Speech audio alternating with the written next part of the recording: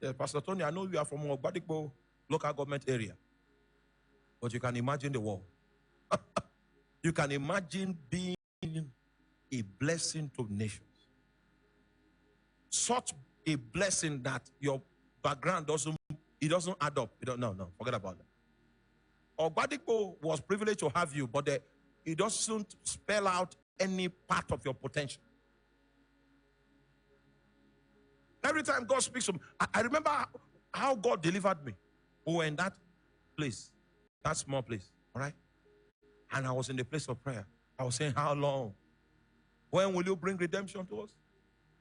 When will your face of mercy shine and you will enlarge our coast and cause our borders to flow with milk and honey? I was just talking to God. And the Lord said, if you say you are a giant, then take giant steps. That's the message I'm preaching to you today. If you say, yeah, please preach for me. If you say you are a giant, what do? Take.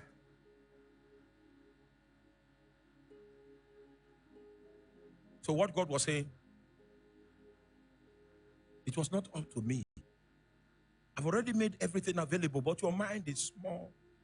Meanwhile, when you preach, you say you are a giant in the Lord. All right. If you believe what you are saying, that you are a giant, what you need to do to prove it is do what? Take giants. Take giants. Take giants. I said, all right, no problem. Our architect came. I said, draw an auditorium of 4,000. You think I'm mad? Indeed, if you had seen me then, you would say, he's mad. But you see, I had an instruction from God to take. So, I want to take the step. If they fail, then I'll go back to God and say, Oga, I was on my own. I was doing well. You said I should take, but God never gave me the opportunity to come back with a complaint.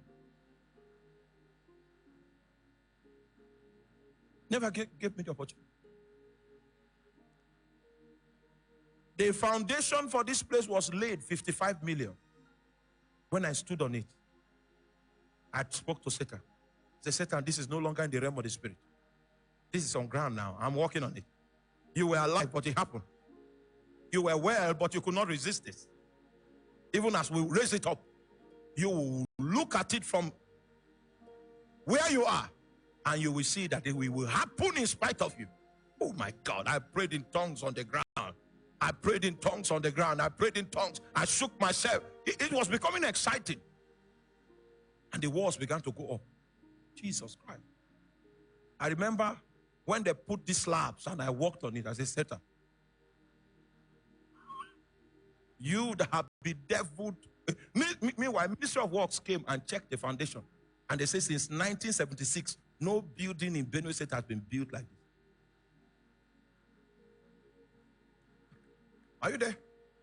The Guild of Engineers, they came, civil engineers, current, they came to check whether our building was according to specification. It exceeded current specification for safety. It exceeded it. They thought that, okay, the thing was deficient so that they can ask for bribe. They left dry.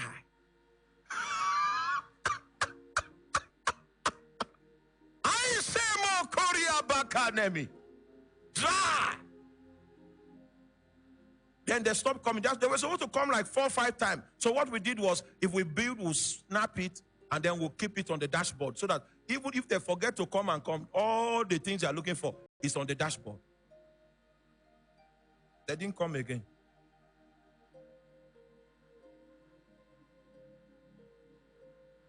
Onto the roof. People say it was a governor that was building. The governor sent spies to check who is behind this building. And the people saw me many times, but I didn't look like the person behind. Thank God. I didn't look. So they went without finding the person. Even the day of inauguration, we called the governor, and he looked at me. You see, it's not me. What do I have? Who am I? But Jesus was the one that trained my mind. He said, if you say you are a giant, do what? Take giants. The next giant step we had to take was the cable television. We said broadcast to Africa, broadcast to Europe. Then we started. We had to go on 2 satellites. The satellites that you will not find so much preaching, so that we can transmit from that angle. It looked impossible. Then, when we did it, I was watching it. So we are on cable now. So I will preach, and then I'll go on cable and see myself. It has increased my mother's lifespan. It has increased her lifespan. That in my lifetime you did this. I said, no, the Lord. This is the calling I was telling you that I had. Do you understand that? Meanwhile, when I was studying the Bible all night those days, my dad and my mom troubled me. They say human beings don't study the Bible like this. This is madness. You are about entering madness. I showed that. See where the madness has taken. Her lifespan. She has decided that she won't die now. Because when my dad died, every time you say, give me food, let me eat so that I will die. Give me this so that I will die. Give me that. And then when she came here for the inauguration, then she climbed upstairs. I said, my son, I'm not dying.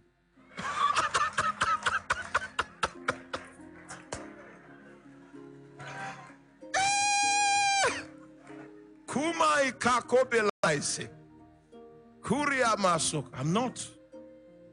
The covenant with death has been aborted. There's something to live for right now. Take giant what? So when God now saw that, okay, I was beginning to catch up with that kind of thinking. He now said, all right, I give you Ghana, I give you South Africa, I give you the United Kingdom. My blessing is on you to influence Christianity in this nation. I didn't know anybody, anywhere, this place. The moment the Lord said it, I had an invitation to preach in London. Then I was still in the service. I was still working. So I applied for casual leave. They approved it. And I was on British Airways. The church that invited me put me on first class, business class. That's the first time I'm going long distance on business class. You know, one day I paid for business class from Lagos to Abuja. To know how business class is, I paid. The people that were serving felt I was too small to be in business class. So the full weight of the enjoyment, I did not experience it. But I knew that the seats were bigger. Are you with me? The church put me on business class.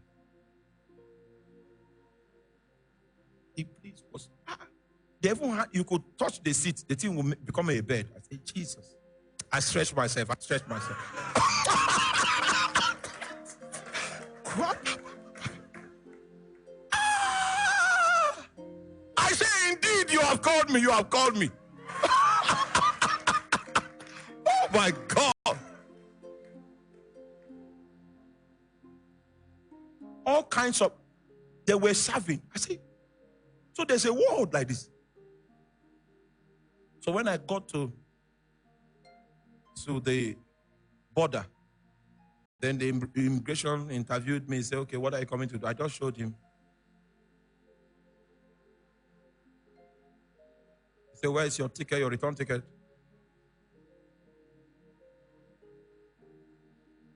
I took my bag. I began to speak. I said, Lord, you brought me into this gate. Let fire be left behind. There's only one commodity I have, one merchandise. It's called fire. We come with fire. When I moved into my hotel room, prayed in tongues for 12 hours, then that fire came. Oh. That was the message that opened the whole of Europe to me. One message. Now, listen.